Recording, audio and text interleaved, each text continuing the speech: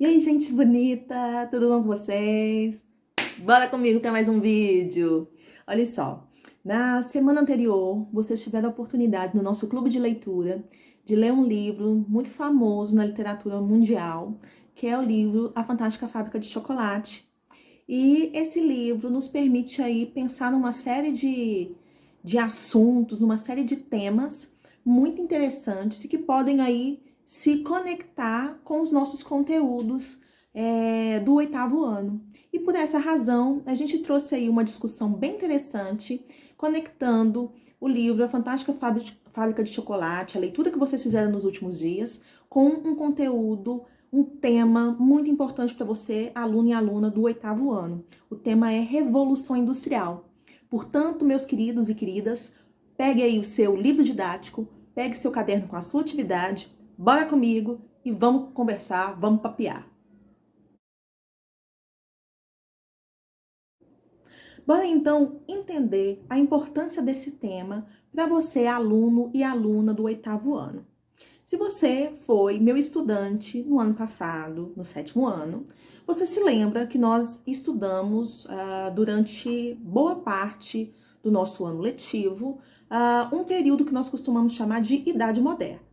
Então, a Idade Moderna é aquele período de grandes transformações, em que nós temos aí uma série de eventos que vão mudar completamente a forma dos seres humanos pensarem, agirem, né? Tá muito conectado aí com as grandes navegações, tá conectado com a reforma protestante e outras tantas coisas que vão ocorrer ao longo do período. E aí nós vamos observar que, à medida que os séculos vão passando, à medida que o tempo vai passando, mais uma série de outros eventos vão começar a agitar a cena europeia, a mudar não só aquilo que está acontecendo na Europa, mas também vão ter impacto significativo em outras partes do mundo. E esses eventos vão ser tão importantes que eles vão começar a transformar mais uma vez o cenário europeu, mais uma vez vai transformar aí as relações sociais, vai transformar a economia, vai transformar a política, que vai dar início aí, ou vão começar a apontar para um outro momento, para um outro período que nós chamamos de idade contemporânea, né? E aí o que acontece? Durante o seu 8º ano, você vai estudar aí uma série de eventos, uma série de acontecimentos, uma série de temas relacionados a esse período chamado de idade contemporânea. Só que para chegar aí no estudo da idade contemporânea, você precisa compreender primeiramente quais foram aqueles movimentos, aqueles processos que transformaram a Europa, que transformaram as relações humanas, que transformaram a economia, que transformaram a política, que transformaram o mundo e possibilitaram aí a emergência, o surgimento de um novo período chamado de idade contemporânea. Um desses eventos que a gente vai ver hoje, que a gente vai conversar um pouquinho sobre ele, é a Revolução Industrial, né? De acordo aí com o que você tem no seu livro didático, e aí vamos aqui às devidas apresentações, né? Vocês tiveram talvez pouco contato com este bonitinho aqui ao longo do ano, mas esse aqui é o livro didático de vocês do 8º ano. Esse aqui é uma versão do professor, obviamente, né? E aqui vocês têm a versão de vocês, né, do 8º ano do livro de história. E aí vocês vão ver que um dos temas a ser estudado no 8º ano, vocês começam aí, como vocês vão observar pelo sumário. Quem foi meu aluno ano passado também já sabe de cor e salteado o que é sumário, né? Vocês vão ver aqui pelo sumário que o primeiro tema que vocês deveriam estudar no 8º ano é o iluminismo, né? Que vai transformar aí o mundo das ideias, né? É aquele momento da história europeia que vai ter um impacto significativo na maneira como as pessoas vão perceber o mundo, enxergar o mundo, né? Por quê? Porque o iluminismo vai possibilitar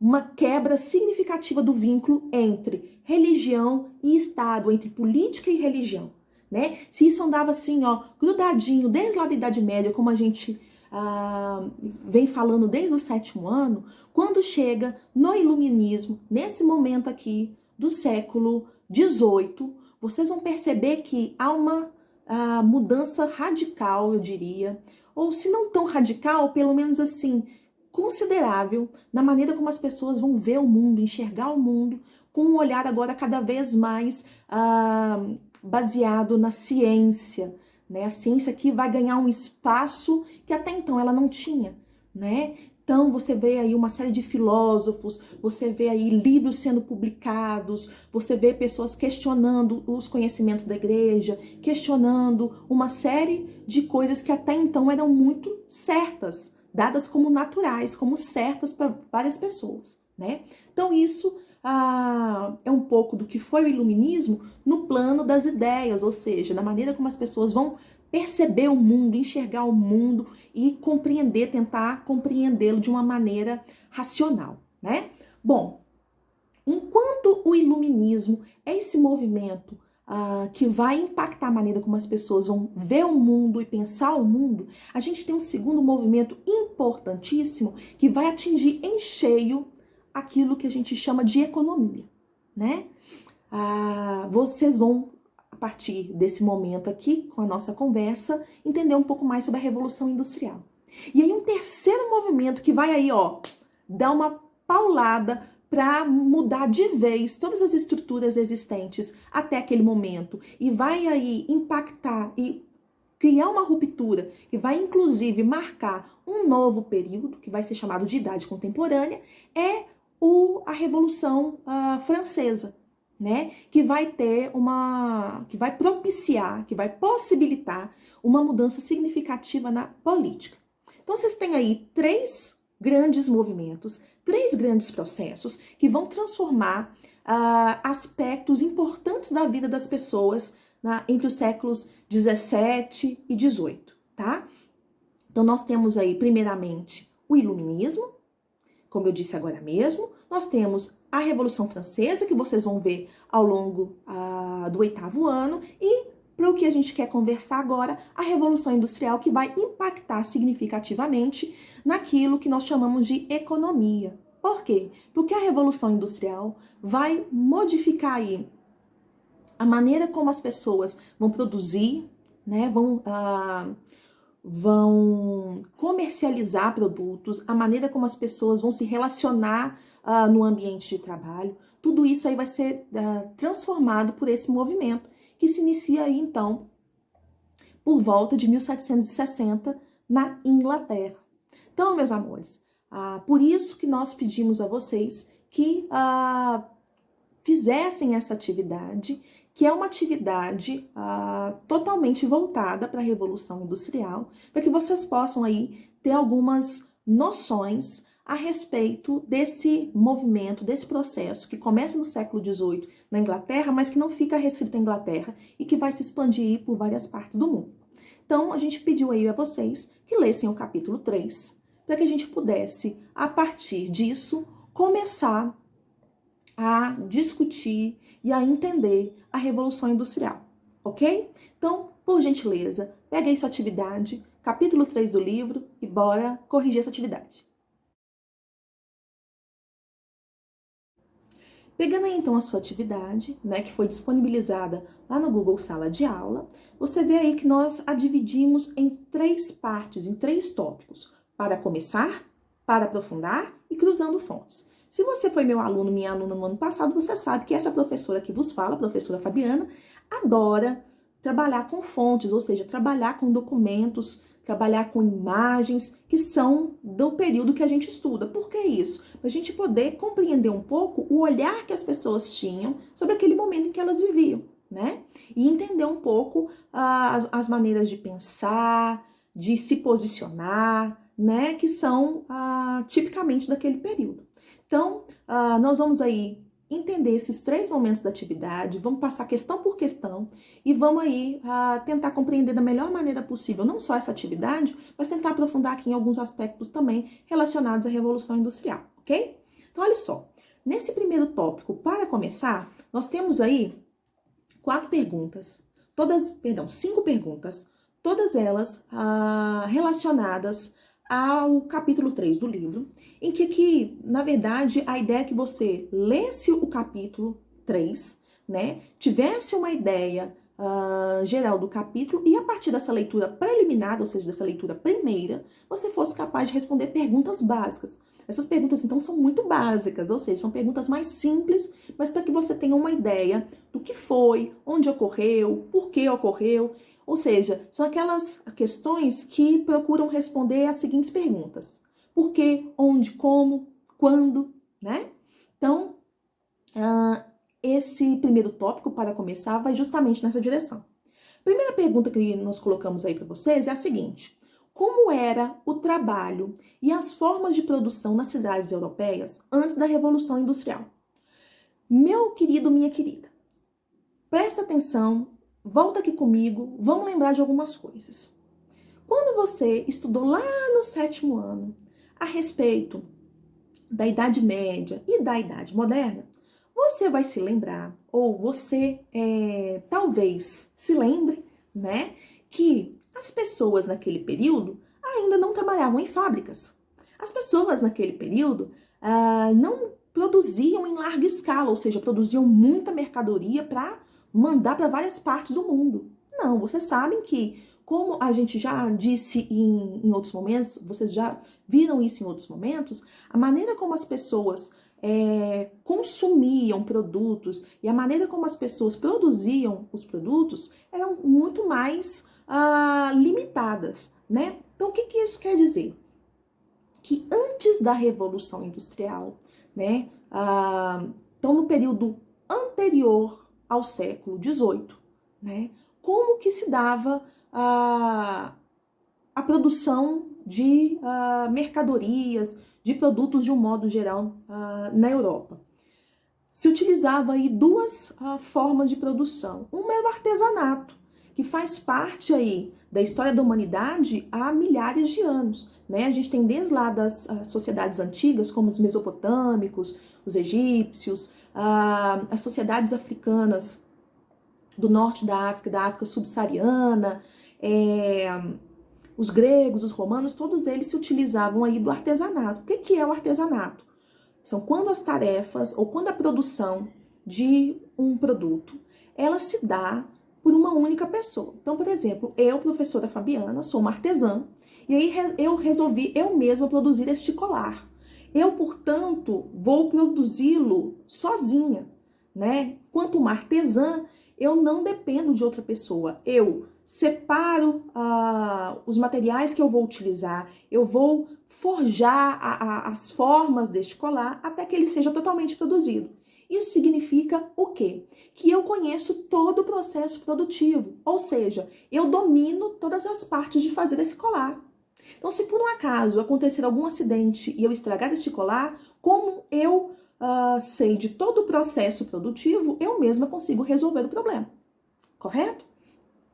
Além do artesanato, ao longo do tempo, principalmente depois das grandes navegações, né, ali a partir do século XV, quando alguns países europeus começam a expandir seus domínios pelos mares, né, principalmente Portugal e Espanha, mas não somente, né, França, Inglaterra também vão se desenvolver aí nesse sentido. Esses países começam a demandar por mais produtos para poder levar para essas sociedades que estão se formando ou que estão se transformando em outras partes do mundo, como a América. E aí, o que vai acontecer? Como se precisa de mais produtos para essas trocas comerciais que vão acontecer na América ou em África, ou até mesmo na Ásia, vão começar aí as manufaturas. O que são as manufaturas? São os trabalhadores reunidos em oficinas, né, vários trabalhadores, e esses trabalhadores são responsáveis pelos processos, por processos mais específicos, ou seja, vamos pensar que eles estão produzindo uma bota, né? Essa bota vai ser utilizada para quem vai trabalhar lá na América.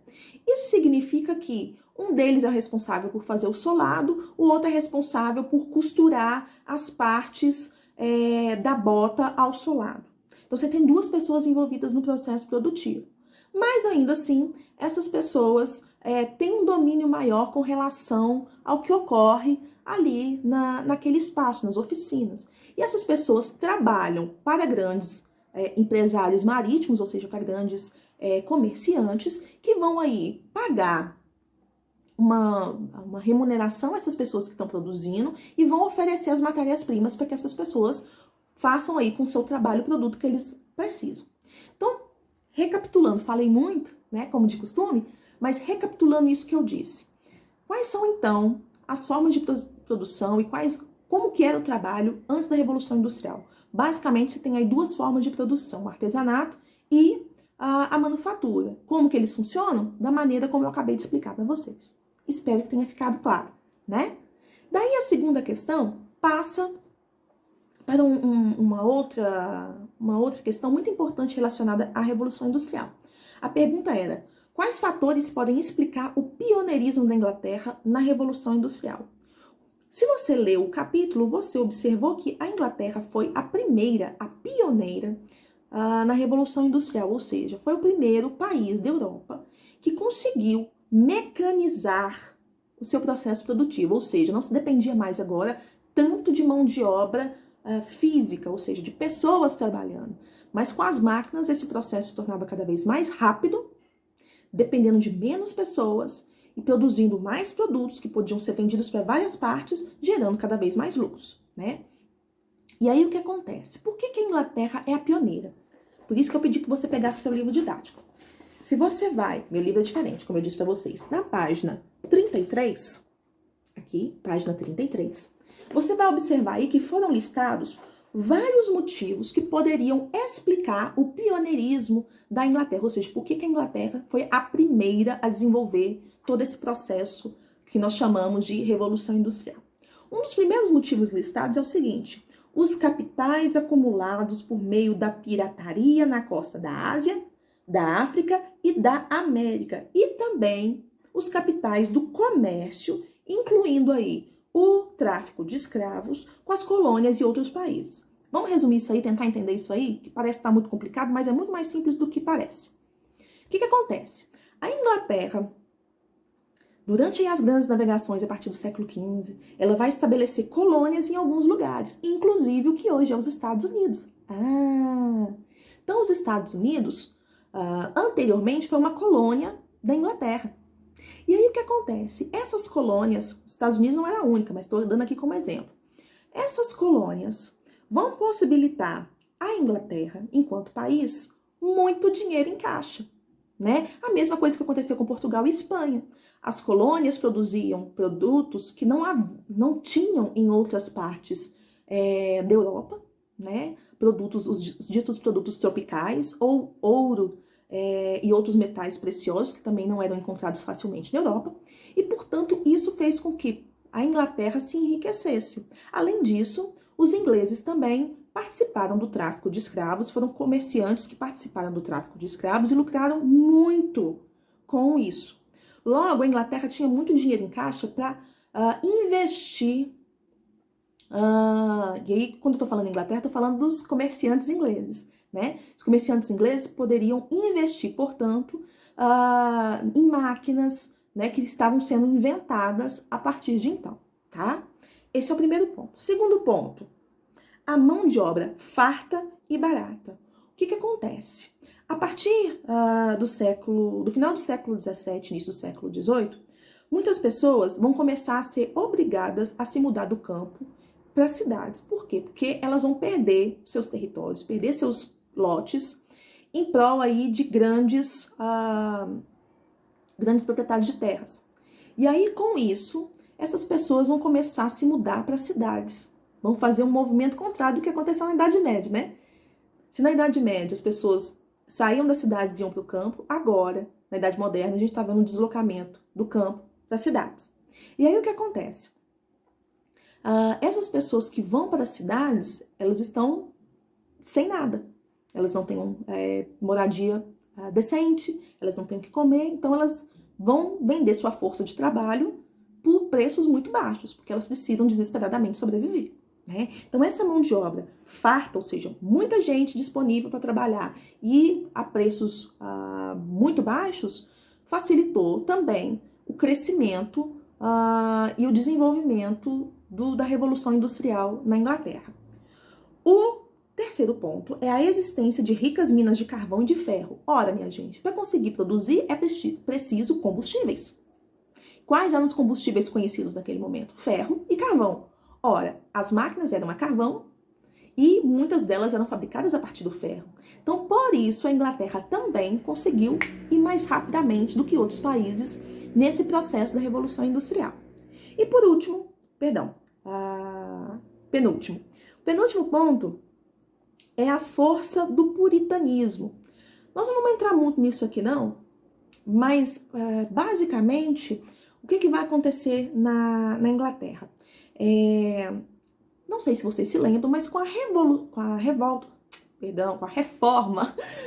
protestante, a Igreja Católica perdeu muito aí espaço, né, principalmente em países como a Inglaterra, né, que vai ter aí como religião principal e oficial o puritanismo. E o puritanismo tinha uma maneira muito distinta de pensar o trabalho e de pensar a questão do lucro. Enquanto a Igreja Católica condenava veementemente o lucro, e vocês vão lembrar disso quando a gente falou lá dos 7 pecados capitais, né? Enquanto a Igreja condenava o lucro, o puritanismo não via nenhum problema nisso, não enxergava no lucro um problema, mas resultado do trabalho árduo das pessoas. Então, isso fez com que as pessoas cada vez mais buscassem enriquecer e investissem esse dinheiro nas indústrias, tá? Por fim, a situação política na Inglaterra era muito favorável. A chamada Revolução Gloriosa, que vai ocorrer em 1668, né, no século XVII, vai propiciar um momento de paz política na Inglaterra. Também não vou entrar muito em detalhes aqui, mas basta você saber que isso propiciou uma tranquilidade política em que facilitava e muito a expansão dos interesses comerciais aí e industriais na Inglaterra, ok? Então, vocês têm aqui na página 33 todos os pontos ou todos os aspectos aí necessários que explicam, em parte, o pioneirismo da Inglaterra na Revolução Industrial. Na questão de número 3, a pergunta é: qual foi a primeira indústria a utilizar máquinas na Inglaterra? A indústria têxtil, ou seja, a indústria de tecidos de algodão. Por quê, minha gente? Porque o algodão era um material extremamente barato, uma matéria-prima extremamente barata, que vinha principalmente dos Estados Unidos, que até então era colônia da Inglaterra, e também de países como o Brasil e outras regiões do Oriente. Lembrando a você que foi meu aluno, minha aluna, Oriente significa Ásia, tá? Então, essa matéria-prima muito barata facilitou e muito o uso da maquinaria e a possibilidade de se criar aí uma indústria têxtil gigantesca na Inglaterra, ok? Pergunta de número 4. Afinal, o que é divisão do trabalho? Você leu aí o capítulo e você deve ter visto que se fala que a Revolução Industrial promoveu um processo de divisão do trabalho. E eu te pergunto, o que é divisão do trabalho? A professora não tinha falado isso aqui no livro, não. Beleza, se não tinha no livro, você, como uma pessoa extremamente inteligente, esperta, perspicaz, vai lá consultar o santo Google, a dona internet, para descobrir o que é divisão do trabalho. E numa pesquisa rápida, você descobre que divisão do trabalho nada mais é do que especialização de tarefas. Oi, como assim? O que isso significa? Especialização de tarefas nada mais é do que cada trabalhador ter uma função específica dentro do espaço da fábrica, a fim de que se tornasse mais rápida e eficiente a produção. Então, isso significa que agora, para produzir uma bota, você tem, às vezes, 5 trabalhadores envolvidos nesse processo e ninguém mais sabe agora como fazer uma bota, né? Porque agora não se tem mais o conhecimento do processo de produção de uma bota, porque cada um agora tem a sua função. Isso é a divisão de trabalho, né? E aí eu pergunto para vocês, como é que a Revolução Industrial promoveu esse processo de divisão do trabalho? Ora, A Revolução Industrial permitiu o surgimento das fábricas, certo? A gente viu isso agora há pouco, a gente conversou a respeito disso. Fábricas que têm agora máquinas, né? Máquinas que até então não existiam e que vão ser colocadas à disposição dessas fábricas para acelerar o processo de produção de mercadorias. E esses industriais, essas pessoas que são as donas das fábricas, vão apostar na divisão do trabalho, justamente para buscar o aumento da produtividade, para produzir mais em menos tempo, para atender aos mercados que estão se abrindo aos produtos ingleses. Então, os tecidos que são produzidos na Inglaterra vão ser exportados para a América, vão ser exportados para a Ásia, vão ser exportados para a África, né? E para atender esses mercados é preciso produzir cada vez mais e mais rápido. E aí entram as máquinas e a divisão do trabalho. Espero que vocês tenham entendido. Espero que tenha ficado claro. Aí a gente vai para a segunda parte, para aprofundar. Aqui a gente cruza essas informações que vocês viram a respeito da Revolução Industrial no capítulo 3, com a leitura de um pequeno trecho de um filme extremamente clássico, conhecido, que é o filme Tempos Modernos, do ator e diretor Charles Chaplin, né? Que também era inglês. E o Chaplin, ele faz esse filme em 1936.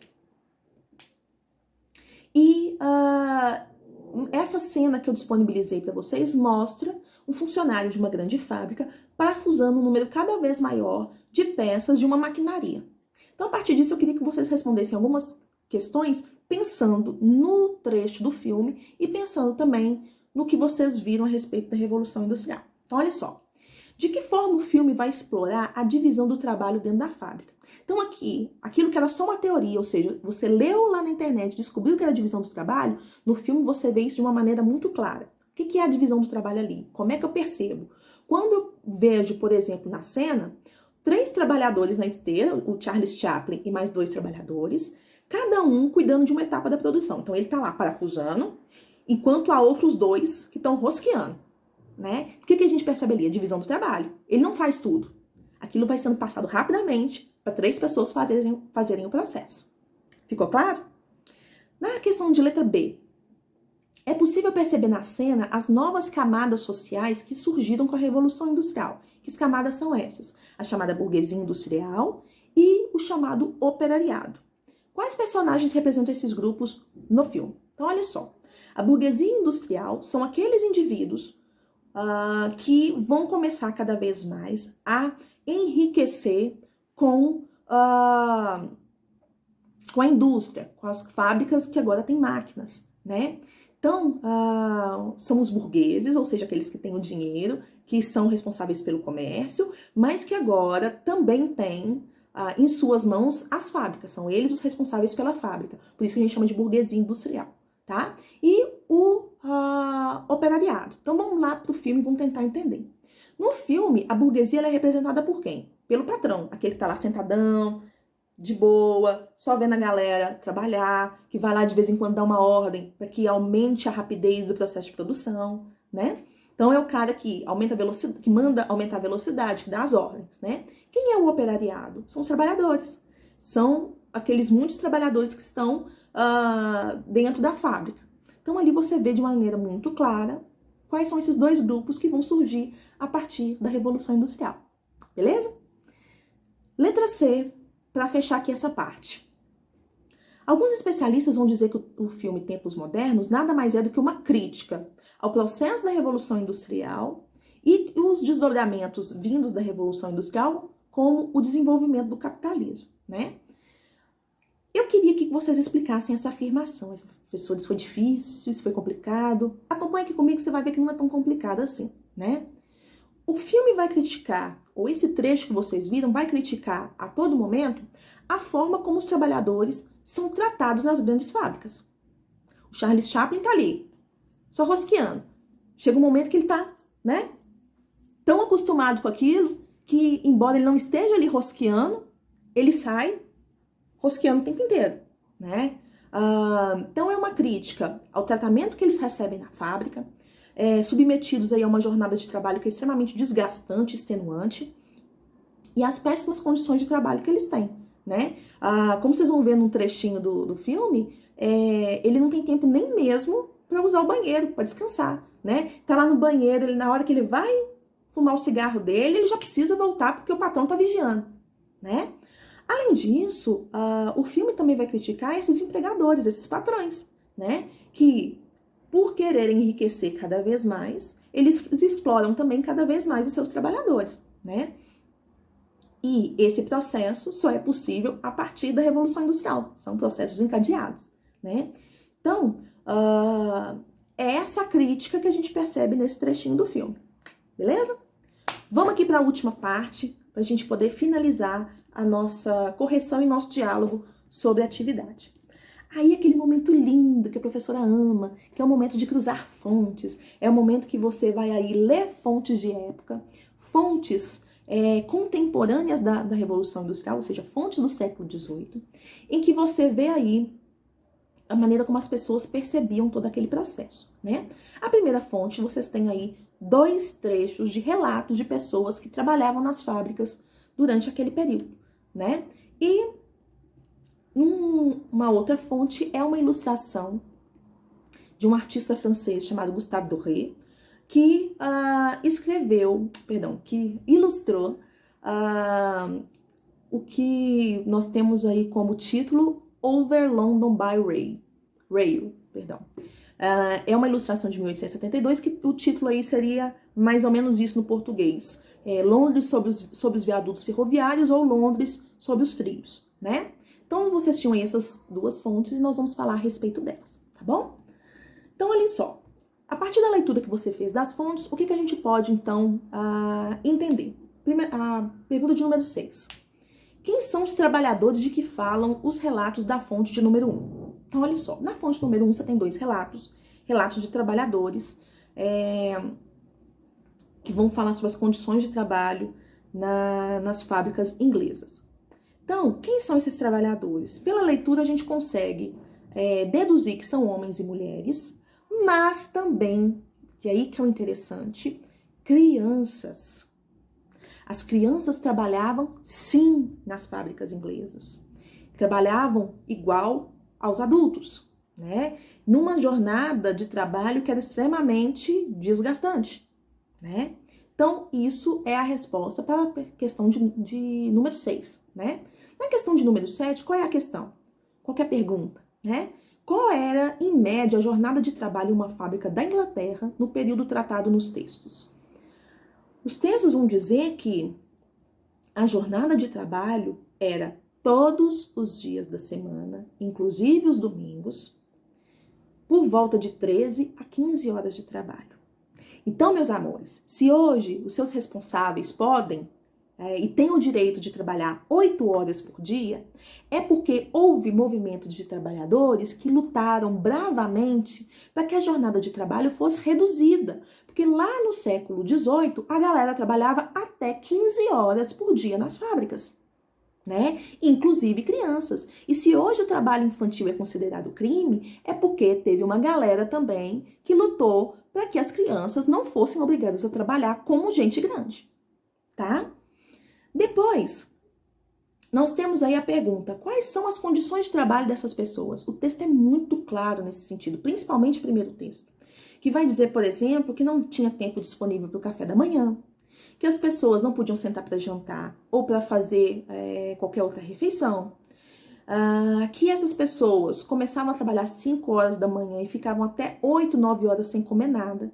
E aí, quando chegava o alimento para elas, era um alimento, como vocês viram aí, um mingau meio estranho, e era comendo com uma mão e a outra trabalhando. Então, as condições de trabalho eram as piores possíveis, né? Então, tudo isso são elementos que as fontes escritas, ou seja, os relatos desses trabalhadores, nos trazem de informação. Agora eu quero que você preste muita atenção, a partir de agora, na imagem da ilustração realizada pelo Gustave Doré. Meus amores, observem comigo aí o seguinte. Essa imagem, como vocês viram aí na legenda, é uma imagem produzida e publicada em 1872, ou seja, já havia aí algum tempo que a Revolução Industrial vinha se estabelecendo e vinha a passos largos na Inglaterra. Vamos observar aí os detalhes da imagem, né? Primeiro que vocês observam que é toda uma imagem em preto e branco, ou seja, essa ilustração ela é toda feita possivelmente a grafite, né? Utilizado grafite aí, ou talvez nanquim. O que a gente observa? Ah, mas ele não conhecia cores? Conhecia, e vocês sabem que a produção de arte aí já envolve o uso de cores há muito tempo.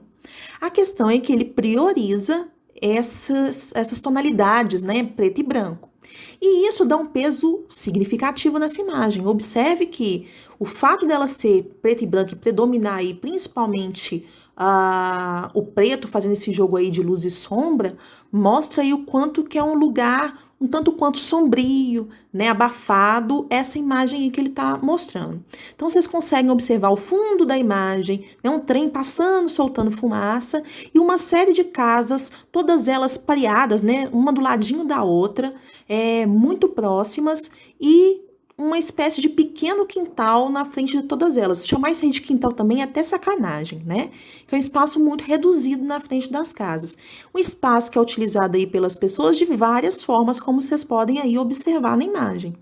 Além disso, observem também a grande quantidade de pessoas existentes em cada uma dessas casas, né? Há aí casas como a primeira, no primeiro plano aí, como a gente pode observar, em que há 3, 4 pessoas nessa área externa, e há, por exemplo, a casa seguinte, dá para perceber aí por volta de umas 8 pessoas, né? 6 a 8 pessoas. Então percebam aí que ele também quer chamar a atenção para o número de pessoas existentes nesses espaços, ok?